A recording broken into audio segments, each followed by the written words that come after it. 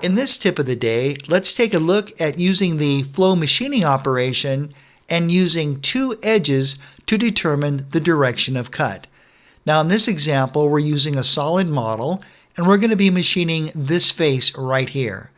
So let's head over to the Command Manager, select Model Toolpaths, and from there we'll select Flow Machining.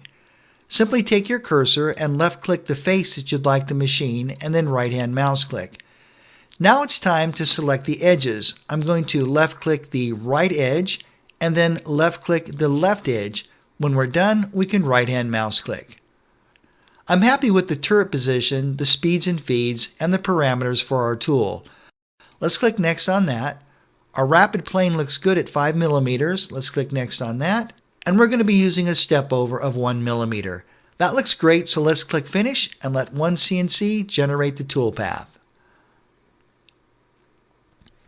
You can see now that OneCNC has generated nice even toolpath, machining one side and then the other side using both those edges we had selected earlier. Alright, that's it for this tip of the day. Thanks so much for watching, and I look forward to seeing you in the next video.